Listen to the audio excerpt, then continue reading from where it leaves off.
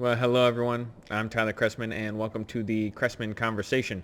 Today we're going to be talking about the burning question: should we or should we not reopen schools in the fall? It's middle of July, I guess towards the end of July. So school year is approaching us fast. We about another month before most schools start, sometime in August. I actually don't remember, but it's a question that everyone's asking. Should we or should we not reopen schools? And let me tell you, this issue has been driving me nuts. The COVID in general has been driving me nuts. But this issue in particular, because I've watched Trump and I've watched the Democrats go back and forth, just fighting nonstop over this.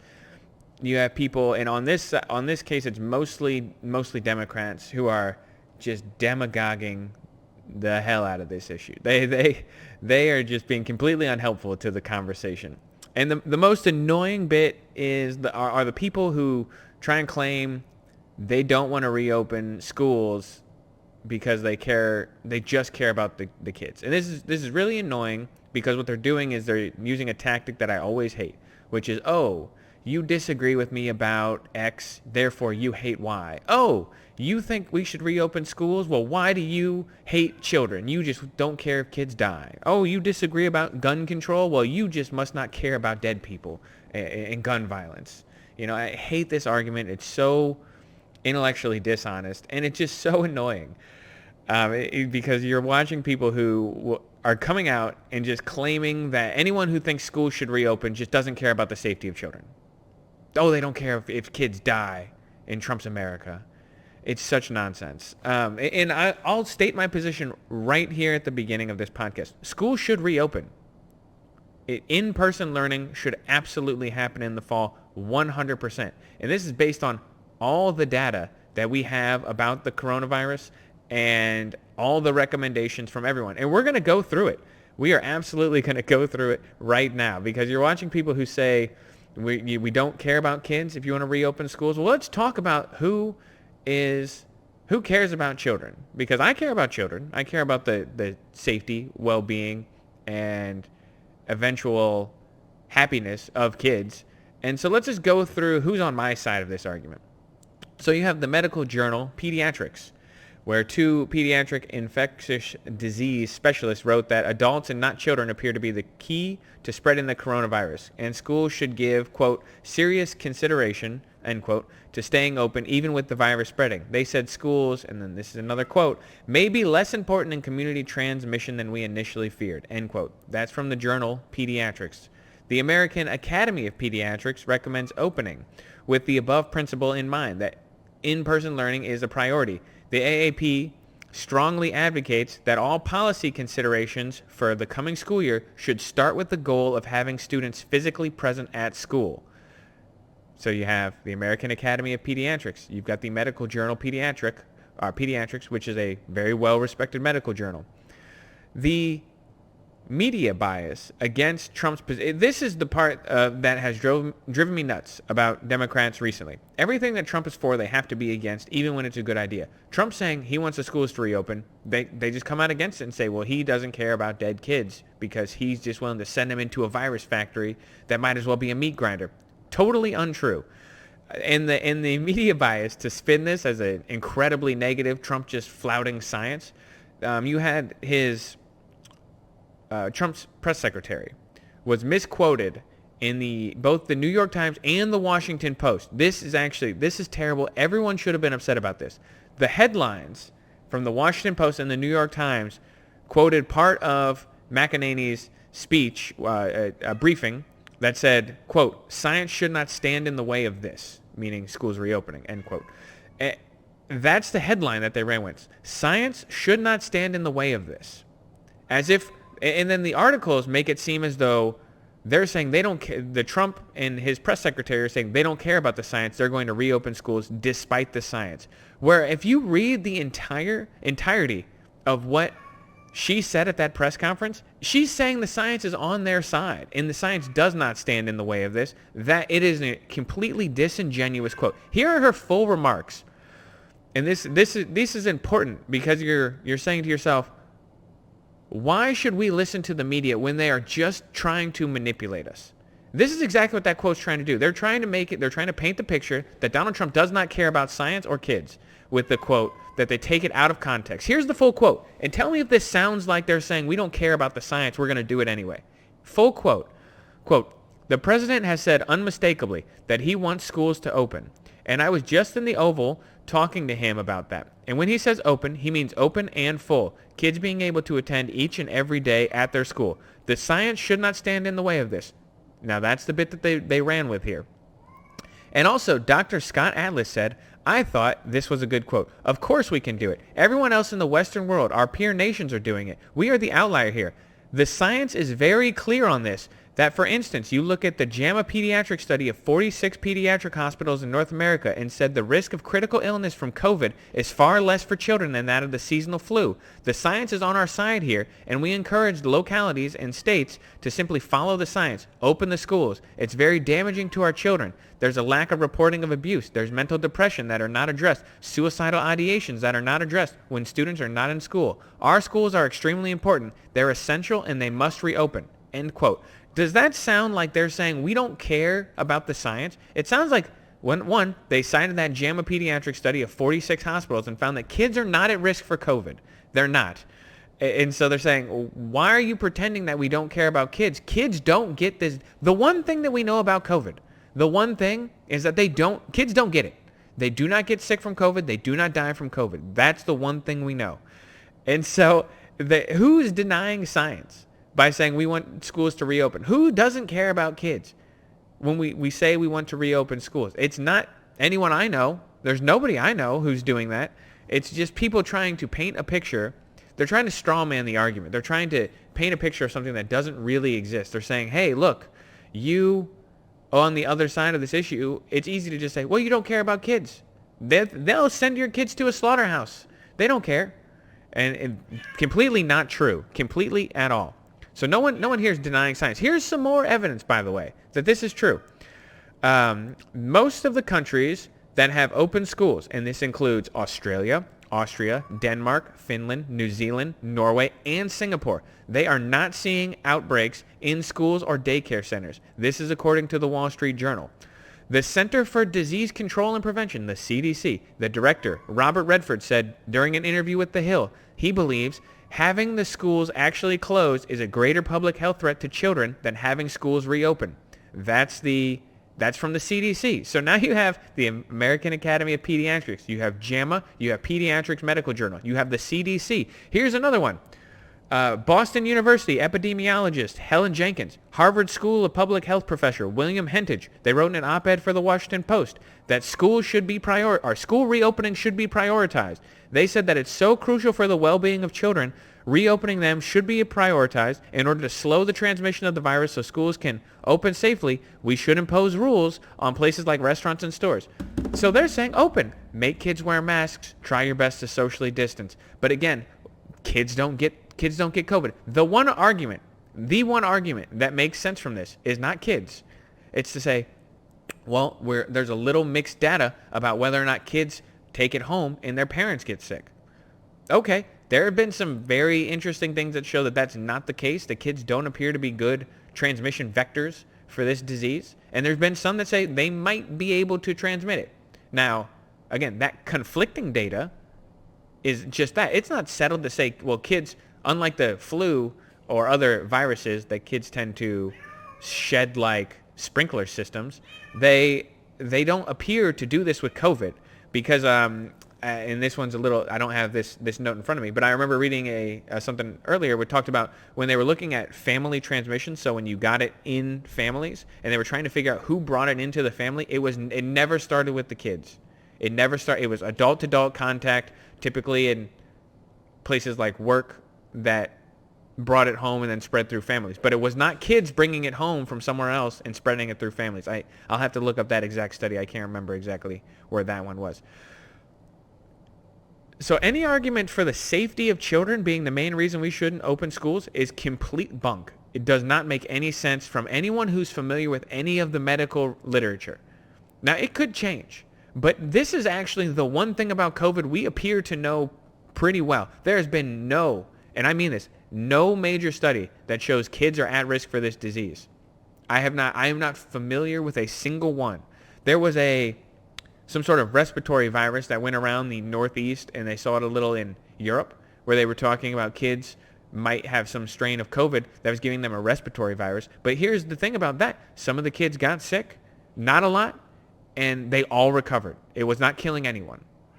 So, and again, this for children is way less dangerous than the seasonal flu. Way less. Magnitudes less dangerous than the seasonal flu. And we don't close schools for the seasonal flu. Now, here are arguments that actually make a bit of sense on the other side to say maybe we shouldn't.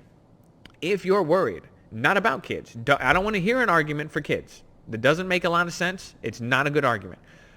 If you're worried about the fact that schools are a congregating place for adults, now there's an interesting argument. But there's also easy solutions to this. One, your teacher union are very opposed to reopening schools because you're putting teachers at risk because a lot of teachers are in a vulnerable population. They might be elderly or at least a little bit older, and adults do get sick from this. Well, I have a solution that is better. I heard this floated by somebody. Here are a couple. One, students don't rotate at school. So this would work especially well in elementary and middle schools where kids don't tend to have a lot of variety in classes. They all go to class together. Teachers rotate. Okay, there we go. All of a sudden you cut down congregating in halls because you're just having teachers rotate instead of students. And your teachers you close the teachers lounge. All right, or make them socially distance in the teachers lounge. Have adults wear masks. Have kids wear masks. Masks are incredibly effective. For your younger kids, that might be an issue. For high school kids, not a problem whatsoever. For colleges, be serious. Be serious for a second about colleges. Your 20-year-old population, not really at risk for COVID. Not at all. If you are part of a vulnerable population, stay home. But closing a school for the small minority of 20-year-olds who are actually vulnerable to this disease, not a good idea. For your college professors, wear masks. Get an N95. Wear a respirator. You're fine. You will be fine.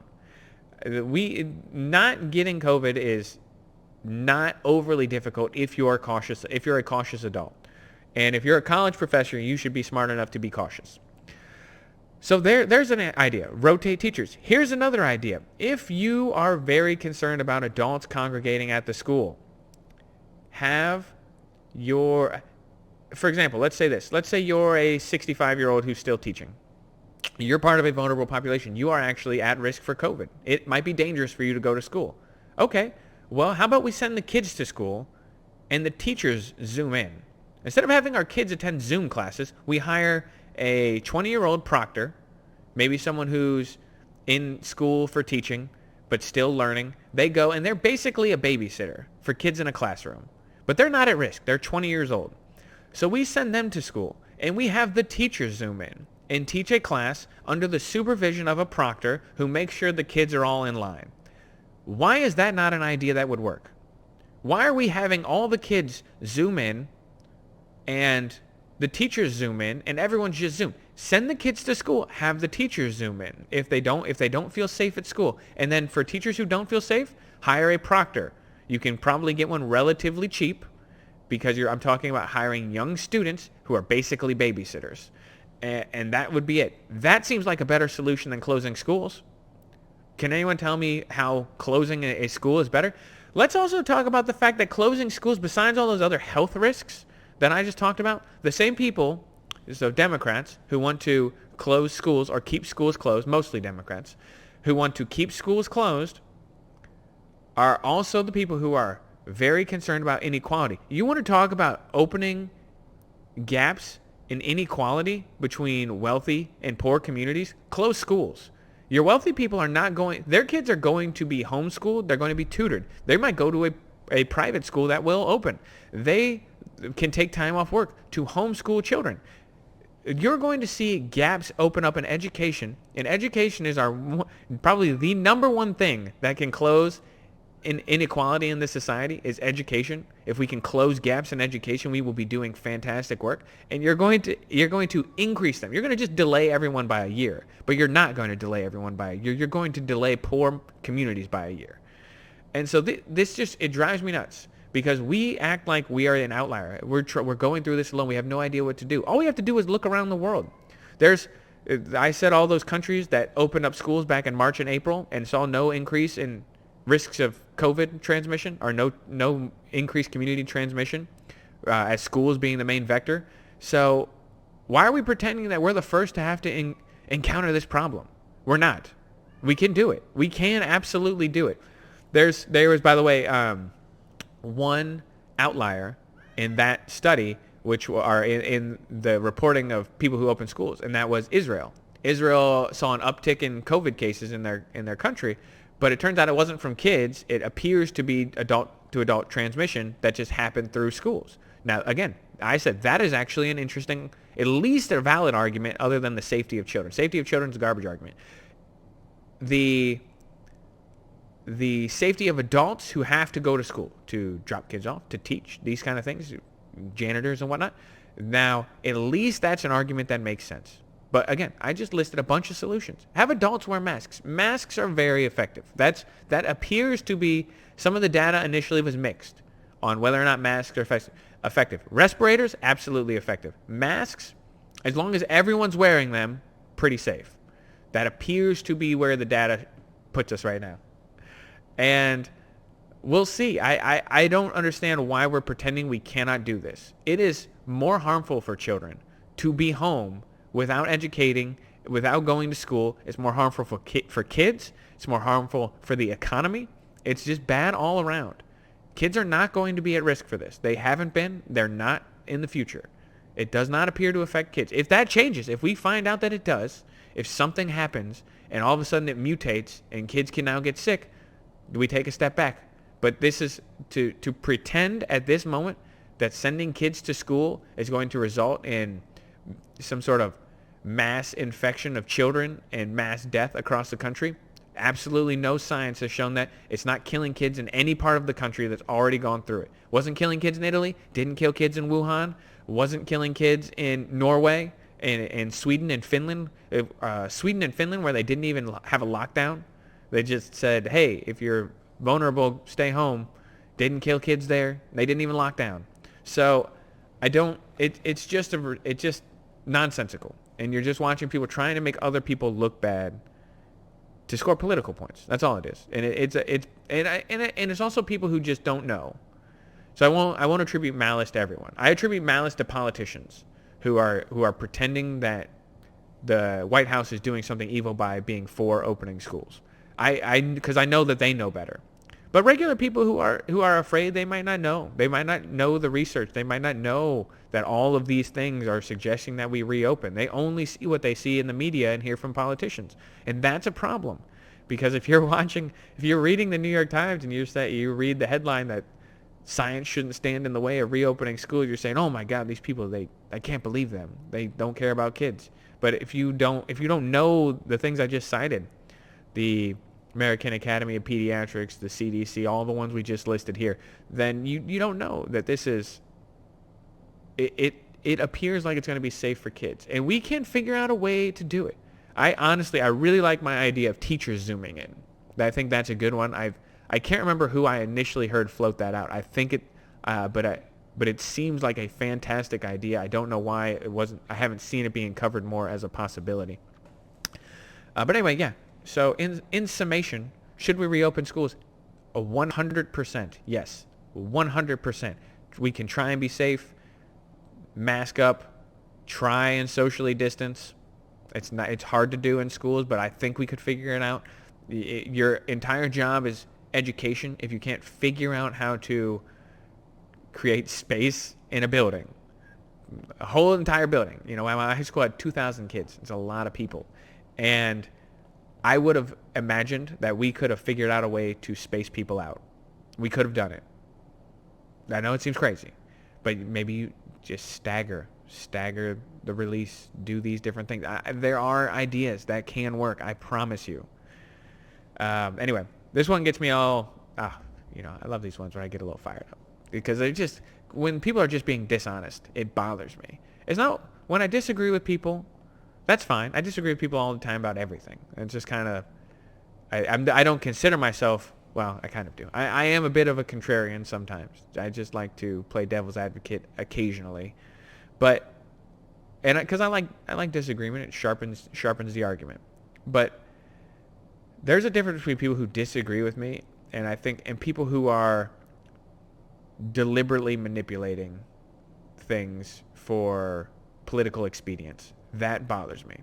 So anyway, I think we're going to leave it there today. About 20 minutes on school reopening. I think it's a good topic, and it's obviously a pressing issue right now. It's on people's minds, and so we need to reopen. We need to figure it out, and I think we can. The country can do amazing things. I think we can figure out how to send kids back to school and make it safe for everyone.